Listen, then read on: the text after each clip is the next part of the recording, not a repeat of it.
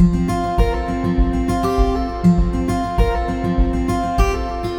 everyone, I'm Professor Neerav Mehta from LG Institute of Technology and Engineering. In today's session, we're going to discuss about subject called automobile system design.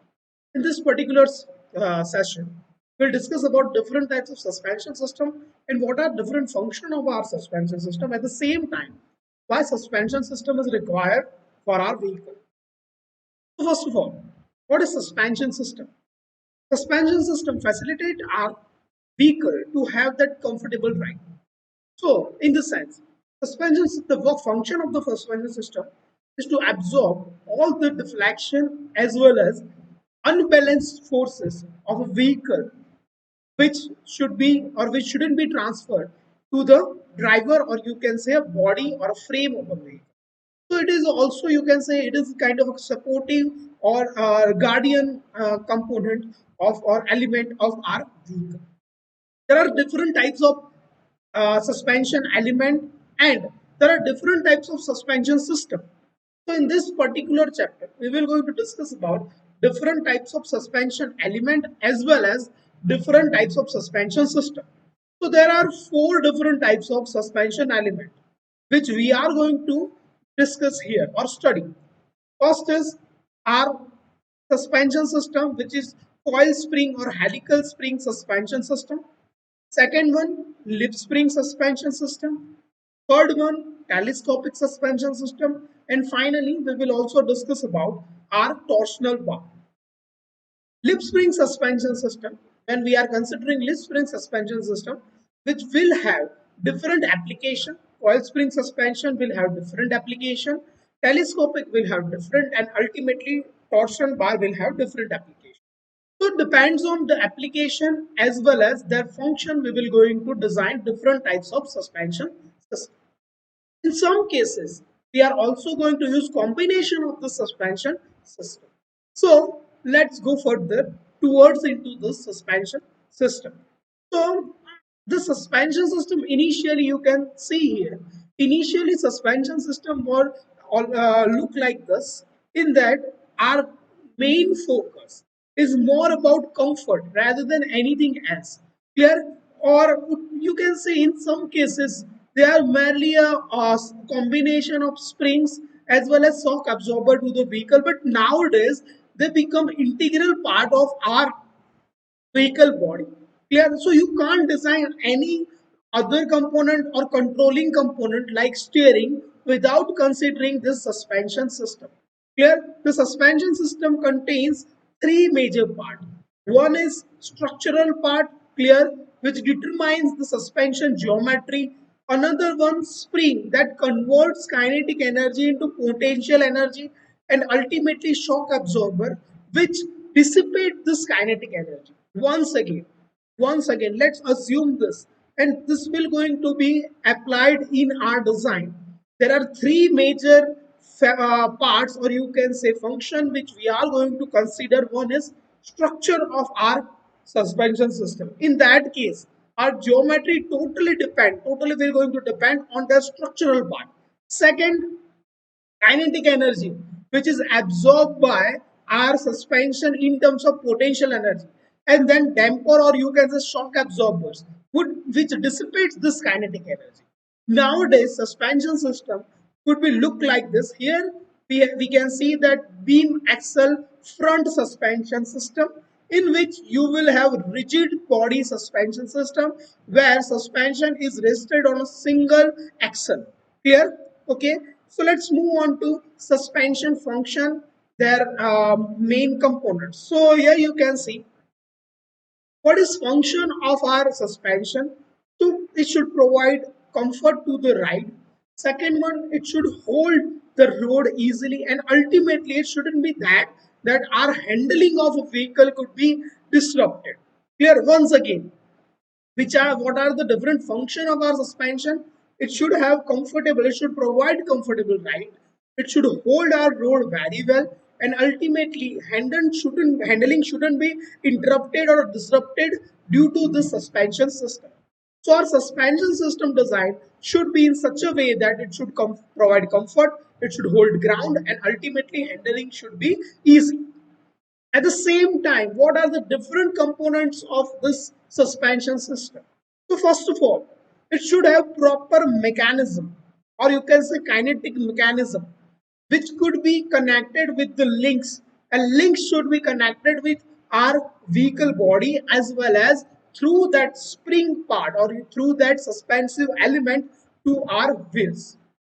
In that case, we have two types of suspension system for that to provide those linkage. One is independent. Here you can see this first one above one is independent suspension system in which both the wheels of a vehicle could suspend independently without interrupting another wheel which is connected through this axle.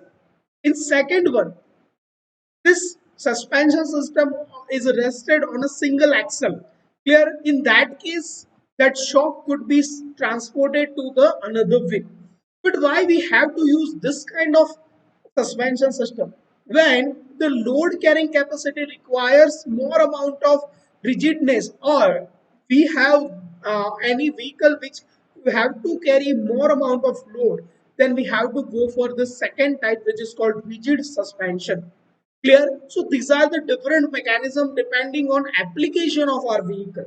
If vehicle is more of a comfort vehicle, or you can say a car or a passenger vehicle, then it should have independent suspension system. And if our vehicle is more of a load carrying a vehicle, then it should be rigid suspension system. So second part is to provide spring. Now, for there are different multiple types of spring we can use, but most of the cases we are using coil spring suspension system, or you can say coil spring ultimately. So when it comes to design, we have to design this coil spring for the R suspension system. In place of that, if it is very heavy loaded vehicle, like in case of truck or a tempo or load carrying vehicle, then we have to replace this spring, or we have to combine this spring. In some cases we have to replace this spring totally, and in some cases we have to combine the spring with lip springs. Clear? This spring will provide shock absorbing capacity, or you can say energy absorbers. These springs are absorbing energy of a vehicle when we are applying brake, or we are we come across any kind of obstacles.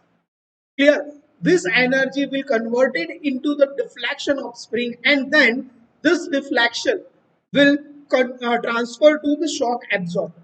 Now, shock absorber could be worked as dissipating this kinetic energy. This shock absorber will help to dissipate this kinetic energy, which is transferred from our springs, and ultimately our major part, which is also bushing, which should be provided at the end of arching spring to have that resting position. So these are different components of our automobile suspension system. While we are designing this suspension system, we will have study, or we will have derivation of all these different parts, from mechanism to element to shock absorber or to bushing. In the case of mechanism, we will design what kind of suspension system we will have. In the case of design of spring, or you can say suspension element, it could be lip spring or a coil spring. In case of shock absorber, we will design it to absorb that excessive amount of energy and dissipate it. And ultimately, we will design bushing for different type of stresses. I hope you understand this point. Let's have next thing. So classification of suspension system. So there are mainly two types of suspension system. One is solid axle suspension system, and another is independent axle suspension system. In case of solid axle suspension system, it will have a single axle, whether it is a live axle or a dead axle, it will have a single axle, and suspension system would be rested over that. This kind of suspension system could be used when our load is excessively higher compared to our passenger vehicle.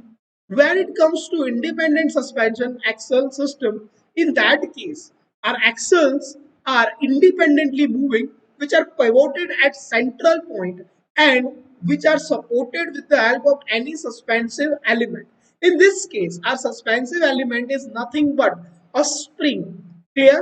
It could be a diaphragm, it could be a lip spring, or it could be any kind of combination of lip spring or a shock absorber. I hope you understand this point very well.